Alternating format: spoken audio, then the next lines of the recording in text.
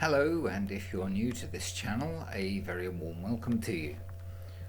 This is another Flat Earth video. Or Flat Earth debunking video if you like. I will be changing the content of the channel a little bit in future. I don't intend to make too many more Flat Earth videos, although there will be some. However, I felt I really had to respond to this particular current situation. So the YouTuber who has gone by the name of Ranty, various incarnations of Ranty, Ranty Rant Rant and Ranty Flat Earth, has been a very strong advocate of the Flat Earth lie for the last 5 or 6 years on YouTube. And he built up quite a following. Now he's recently decided that he was wrong and the Earth is not flat at all. It is in fact a globe, and he has come out and said so.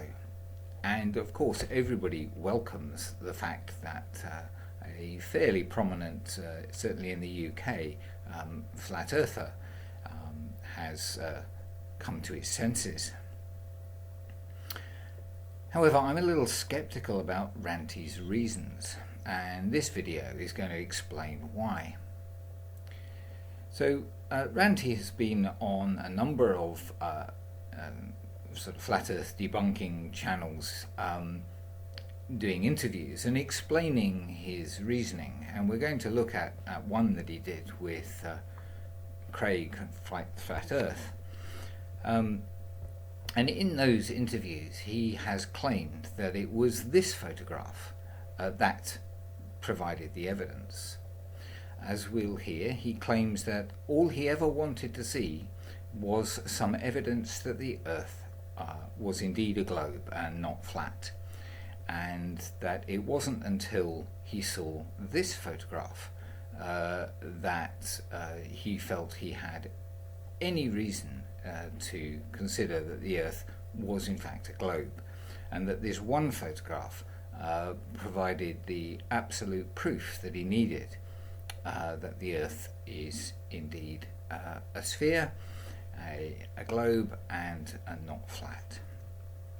Now I've wondered how to approach this video, and what I've done is I've taken a segment of Craig's interview with Ranty, and I will interject with my comments as the interview plays. So I'm afraid this will be quite long. You've come out and said that thanks to Bev, you're back on the globe side. There's been quite a lot of animosity towards you from the Flat Earth. How do you feel about that?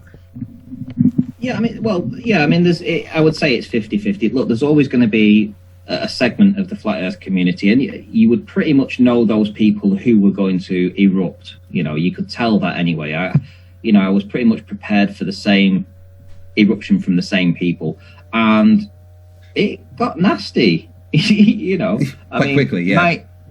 My details are out there. People know where I live. They know who I am. They know where I work. They know everything about me. I've never hidden anything from anybody. That's who I am.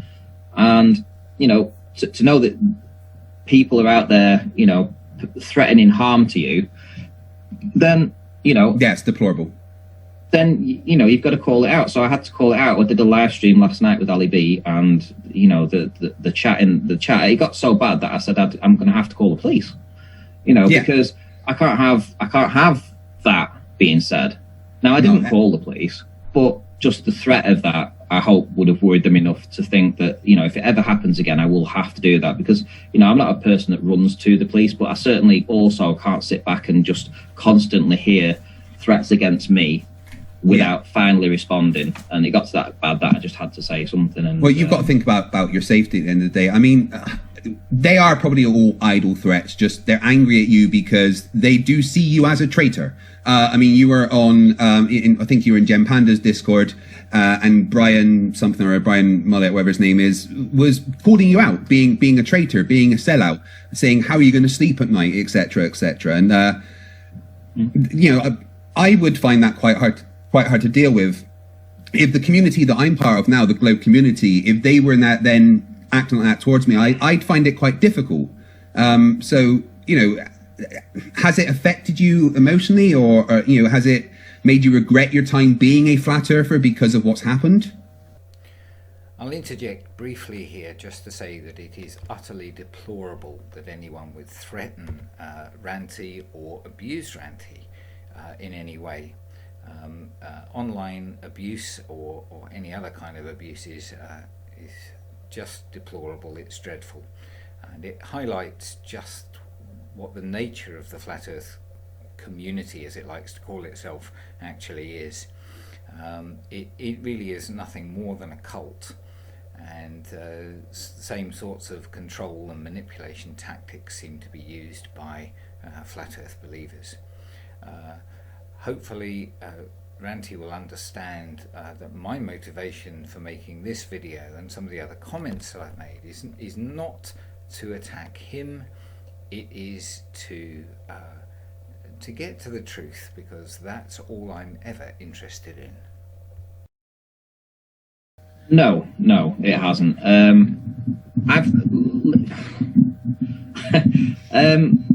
Do I wish that I'd ever started this journey?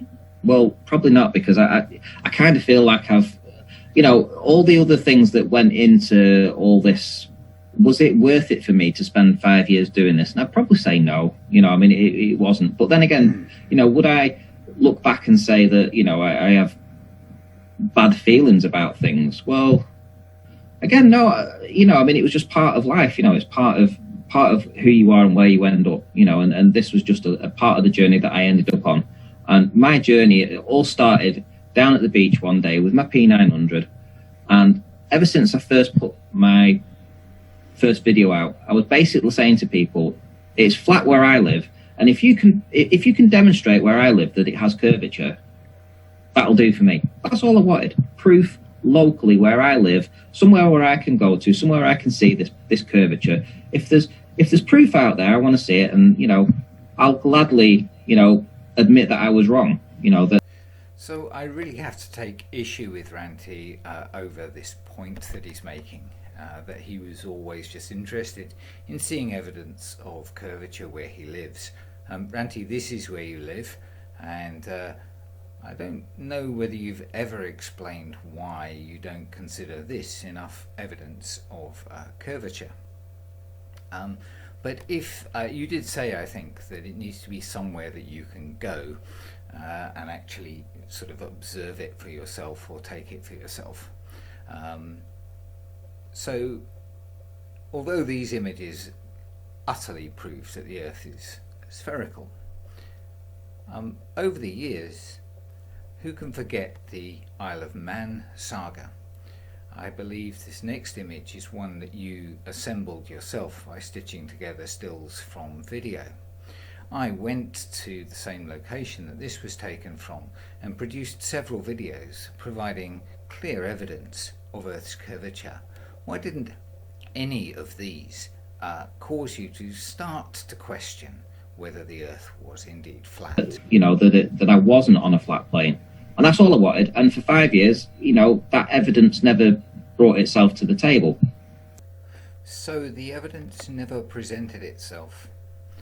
Well, okay, this isn't close to you, but do you remember the abuse that you threw Soundly's way when he produced images like this, and the causeway, and much better ones than these? These were just ones I could find really quickly on the internet. Excellent evidence that the Earth is curved, but you went out of your way to try and wriggle out of that. And of course there's images like this, which you may not have been aware of, but this is the same as the one that converted you, and this was taken in 2018. These were taken in 2018. But of course, if we're talking about evidence presenting itself, what about your own images? I don't have very many of them, and I can't be bothered wasting the time to go and search back through your old videos if they're still available. But these are some captures that I took from one of them. You say evidence of curvature never presented itself to you. Ranty, lots of people in the debunking community pointed out to you that all of your observations and videos actually proved that the Earth was spherical and not flat. And yet, here you are claiming that all you ever wanted to see was some evidence. And out of the blue, when you're least expecting it, and you know, when you that walked away from it, up, essentially. Yeah, and that image popped up, and then I had a choice. Well, do I just not say anything and not tell anybody and just stay away and just keep quiet and not say anything? Or do I bring it to the community and tell people, hey, this is just an image, right? This is just an image, but I had 5,000 people subscribe to me because they liked my images. Well, here's another image, and here we have a level earther telling us that this is always the same image from the same spot, and it's a white showing swan, drop. Yeah, and it's a white swan, and it's showing drop. It's showing a lot of drop, and it cannot be possible on a plane, right? And there's no denying it. So, you know, do you keep it secret and under your hat and just fade away into existence, you know, to just stay away and not bother? Or do you come back and you tell people this new information you found, and, you know, let your subscribers know that, you know, they should perhaps do their own investigation on this image and make their own mind up, like I've done. So that's what you did with this image. But why didn't you do it with soundless images? Or perhaps any images of mine? With Soundly and with me, what you did was you made up false accusations. You made up false explanations for how such an image would be possible on a flat Earth.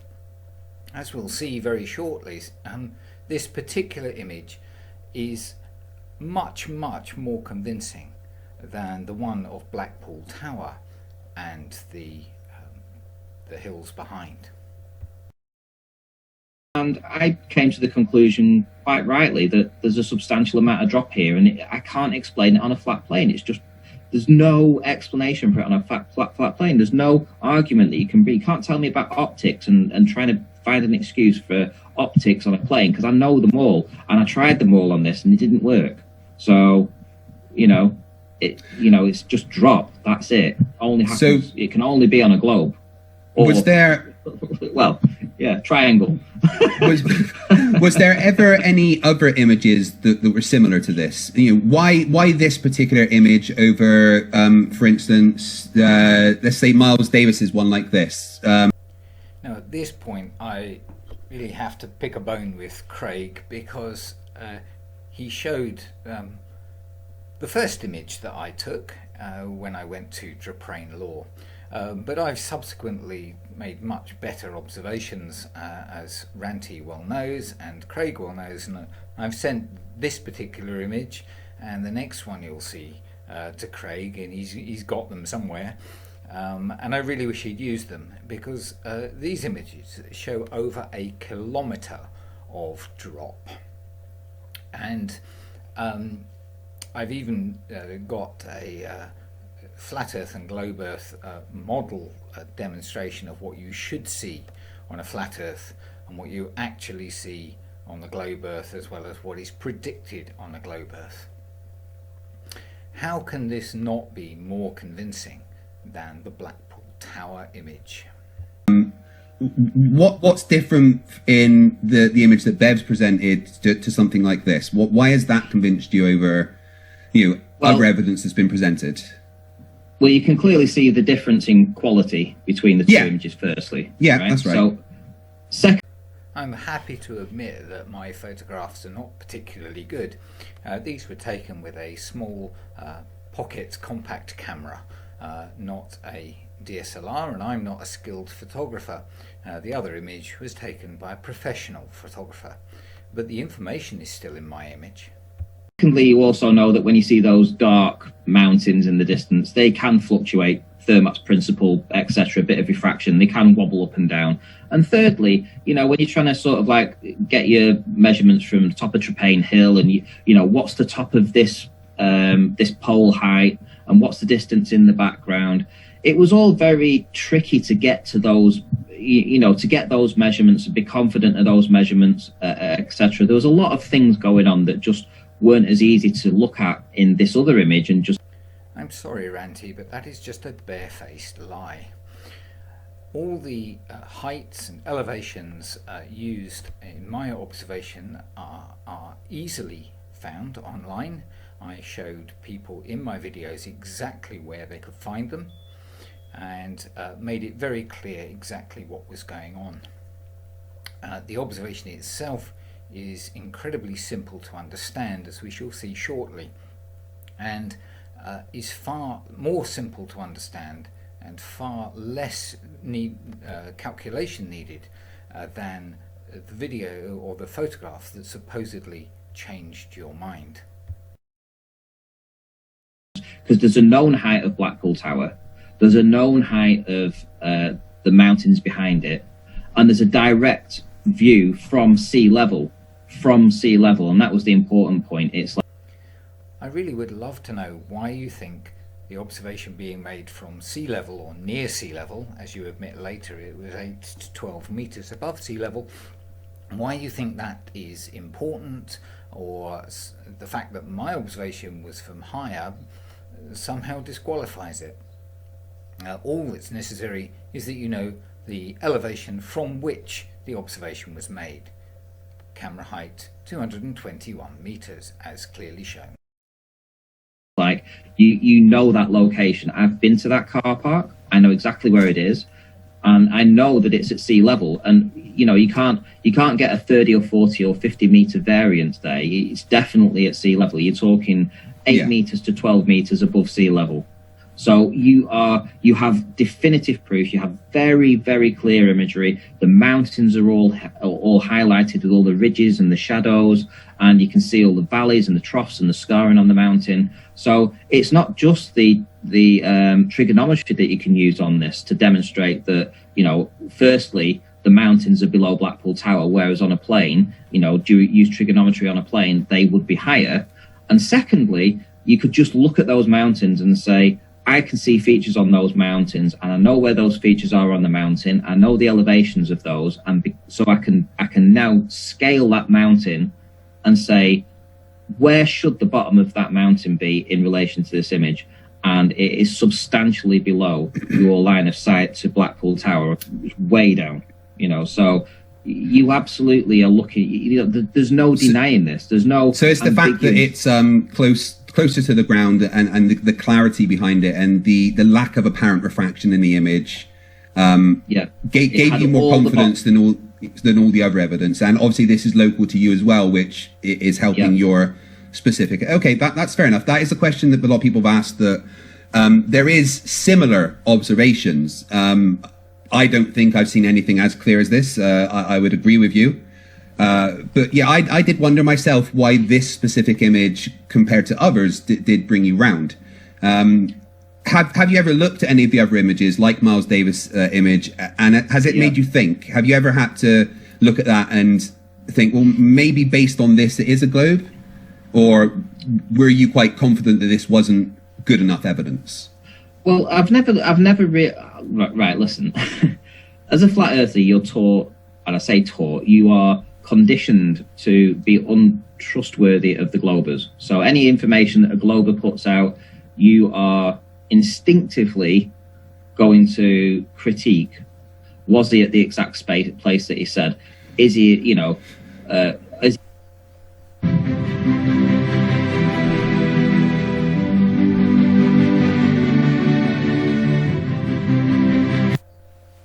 is he looking at the exact mountain that he's portraying, that he's looking at, etc.? You know, so you will find ways to find holes in their argument. But this image was different. This was an image that was done by a random guy, not for Flat Earth, but for, you know, raising money for charity. And he put the image out as a charity image that he took from the location in Southport, which has been demonstrated to be the exact location that he took it from. And you know, there was no ulterior motive with this. You know, it wasn't, and Bev's kindly pointing to where the horizon is, or the horizon would be. So his finger is literally your eye line, right? That's your eye line where his finger is. And I know that because of the location and where, you know, the Ferris wheel is. There's a Ferris wheel in there, and I've been able to scale it, and I know Blackpool Tower, and it sits on the Tower Ballroom. So where his finger is where eye line is, and that's around about 350 meters above where the bottom of that mountain would be in the background, and that's a big problem because. Really, Craig, you agree that this is more compelling evidence than anything else? Maybe you're just being nice to your guest. I think it's time to look at this image and to compare it with one of mine, because my images are readily available to me and I am more familiar with them than with anything else. I don't consider my evidence to be the most compelling I've ever seen, but some of it is pretty good. So is this image more compelling? Well, let's have a quick analysis and then talk about a few other things. So we're looking from Southport towards Blackpool Tower here, and some of the roller coasters and whatnot there, and the hills in the background of the Lake District. Just for anybody who's not familiar with British geography, Southport is here where the line ends.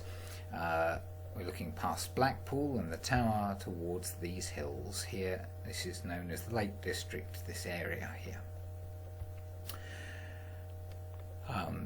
There are Ireland over here, Dublin and Belfast, and you can see other English cities, and this is Wales here. You should be able to orient yourself pretty well from this. We can line up the peaks with an image taken from Peak Finder, so we know which peak is which. The tallest peak in England is Scafell Pike. So it's 978 meters above sea level, and we have Blackpool Tower here.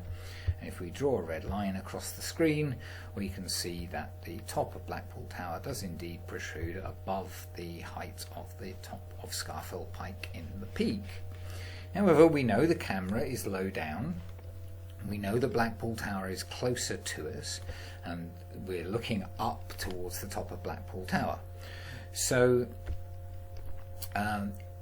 intuitively, we might think there's nothing wrong with this image. Intuitively, we'll say, yeah, the mountains are a long way away, they shrink in angular size, we're looking upwards at an object that's close to us. Anybody who's sort of stood behind a wall that's taller than them and looked up knows that you can't see things beyond the wall that are taller than the wall sometimes, and they have to be much taller than the wall before you can see them. So for this image, we do need to do some trigonometry to, as Ranty said, triangles, to actually work out whether this image is possible on a flat Earth or not. Now my image, and Ranty, there is no dispute whatsoever and no difficulty whatsoever in any of the figures on the screen here. So the camera height at 221 meters, absolutely confirmed. The video from which this still is taken and the video that was published shows the trig point at 221 meters on Traprain Law in shot just in front of the camera, and the camera shot zooms in past the trig point to the hills and the Hopetoun Monument in the background. So there's no dispute about the camera location or elevation. There's no dispute about the Hopetoun Monument elevation. The height of the monument is clearly recorded online. The height of Byers Hill is clearly recorded. The top of the hill is not here. These are trees. The top of the hill is at the base of the monument. So you add the hill height to the monument height, and you have the total height that you're looking at. The heights and distances to Ben Lomond, Ben Narnain and Ben Eam are readily available. You just go on Google Earth or sort of any map of the area, or even just search on Google, and you can find this information. So it's all readily available, all very obvious. I also presented what would be expected on a globe Earth and a flat Earth in diagrammatic form in my videos, you can see that the globe Earth model matches the real life observation perfectly, and the flat Earth model looks utterly different, with the top of the monument, the red and yellow rod here, and the red dotted line should be, if the Earth was flat, aimed close to the base of these three mountains. Ranty mentioned scaling, so let's do some quick scaling to see what is what. Here is the piece of land on which the camera was. There's Blackpool Tower, and here is Scafell Pike. Now the vertical and horizontal scales are different to each other. They're not the same scale because it wouldn't fit on the screen very well if they were. But the geometry is the same. It really doesn't change anything at all. We put it in the line of sight and we can see that on a flat Earth we should indeed look past Blackpool Tower, and Blackpool Tower should be below the height of the top of Scafell Pike. You can either draw out this diagram, or you can do calculations in order to confirm this, and you can put some actual numbers on it if you wish. A curvature calculator will tell you that the amount of drop expected over this distance is 545 meters to 636 meters. That's with standard refraction or no refraction. If it's more extreme refraction conditions, it could lie outside of that range, but that would be the case most of the time. And what about my observation? Well,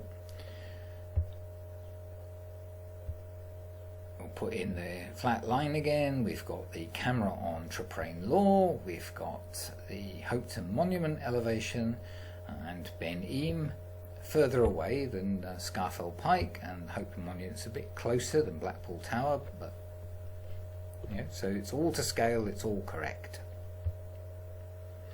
And here is our line of sight. And as I said before, there's really no need to do any calculations. You can do calculations based on this observation and the known heights and elevations and distances and so on. If you really want to, you can draw some triangles and you can calculate some elevations. But there's no need to. This is a totally intuitive thing. If we imagine that the Hopetoun Monument is a wall and our camera is above the height of the top of that wall, we're looking over the wall. Anything taller than the wall on the other side has to be visible. How when you look over the top of a wall can you not see something that's taller than that wall? That's what we're showing here. And that's why this observation was selected. It's why I went to Traprain Law. I spent quite a lot of time searching around on Google Earth to find a place that would allow me to make this sort of observation, because it is so intuitive. There's no argument about angles, about angular size, about perspective or anything. They're irrelevant. None of them matter. It is a simple fact that you must be able to see all of Ben Eam, or nearly all of Ben Eam, above the Hopetoun Monument if the Earth is flat. And if the Earth was a sphere, you would expect to see the top of Ben Eam below this red line. And that's indeed what you do see. Not only that, the drop shown here, because this is a longer distance, is considerably greater, more than twice the amount shown in the Southport image. So I think it's just undisputable that my image here of Ben Eam and the Hopetoun Monument is at least as convincing as the Southport image, and it's easier to understand. It's just as clear. It's not such a good photograph. It's taken with a little compact camera, but it's still perfectly clear image. There's no dispute about the peaks we're looking at. There's no dispute about the camera height. There's no dispute about the Hopeton Monument.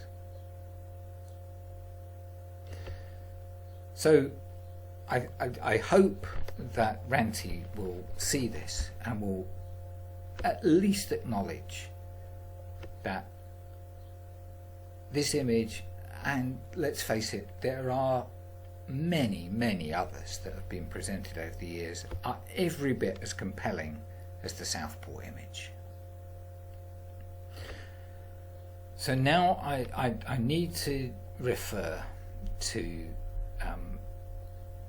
my issue with Ranty and his comments. Part of it is his refusal to accept that there have been many demonstrations for him to see that the Earth is not flat, that it is indeed a globe, and that he has not been convinced by any of them.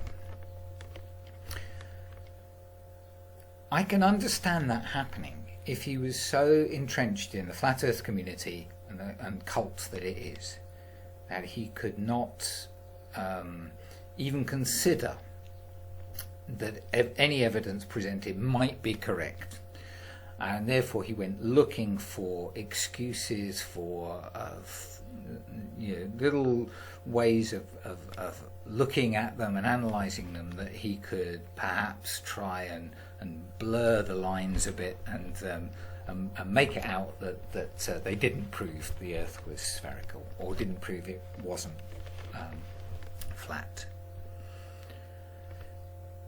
The thing is, if that had been the case, the moment he had his epiphany, the moment he realised, hang on a minute, it isn't flat, it is spherical, I got it wrong. The very moment he thought that, perhaps because of the Southport image, he would have said, Soundley was right, Wolfe was right, Ruhiff was right, Craig from Fight the Flat Earth was right, Miles Davis was right, Al Kay was right. They were trying to show me, and I couldn't see it. If in your interviews, Ranty, you'd said something like that, I would have so much respect for you. But you didn't.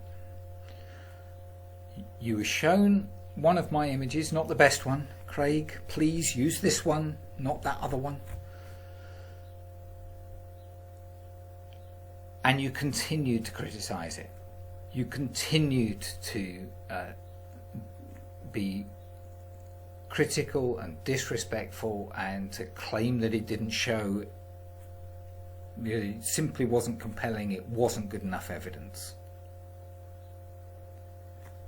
That fact alone makes me think that the Southport image is nothing more than an excuse. You're using it as a reason for getting out of flat Earth, because whatever reason in your personal life, whether it's job or something else, you can't or don't want to be using flat Earth as an income source anymore. Now it makes sense. If you always knew the Earth was a globe and flat Earth was just an income source, now the way you're acting makes perfect sense. It also makes sense of the fact that you've allowed your channel to continue to be used to promote flat Earth. You've handed it over to someone else and you say you're getting no income from it. Fair enough, I'll accept that, take your word for it. But you're still allowing the flat Earth lie to be promoted. You're not saying, hey, wait a minute, it's not flat, it's spherical. You're allowing that to continue. That only makes sense if you know that it's all a scam, and you were part of that scam in the past, and now you don't want to be anymore. It also make sense of many of the things that you did in the past. The way you came up with, along with others, people like Anthony Riley and Nathan Oakley and so on, you came up with utterly ludicrous explanations for the evidence that was presented to you. Blaming the curvature of Soundley's power lines on the electricity and the power lines splitting the water so that hydrogen gas was released, changing the refractive index of the air.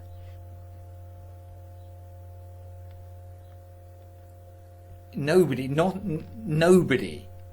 would think that could be true. The power lines are way above the water. They're nowhere near the water. There can't be any electrolysis. So your behavior in the past and your behavior now suggests to me you've always known the truth. And I can understand why you don't want to admit that. But I feel obliged to let my subscribers and anybody else who comes across this video and has bothered to listen to me for probably well over half an hour now,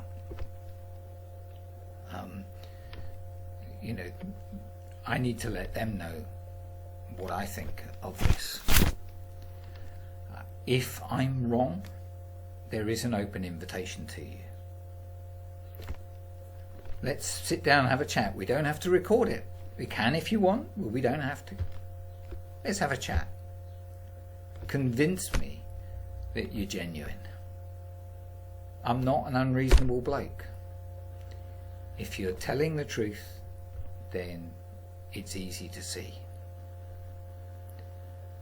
But what you've said in the interview with Craig and others, for me, does not pass the smell test. So that's pretty much all I've got to say. I thank everybody who's managed to get through to the end of this video, and I hope that you'll understand my motives for doing this. Flat Earth isn't the most dangerous conspiracy theory out there, but it does affect real lives, and anything that promotes that sort of lie has a knock-on effect. A big lie has been promoted in the United States, as many of you will know, about the election last year. The environment that allows lies like this to be promoted and to be pushed at people and to attract vulnerable and disenfranchised people into it, it is dangerous. People lost their lives over the big lie on the election, and I had a work colleague whose life was ruined by Flat Earth. He lost his job, his wife, his house, everything.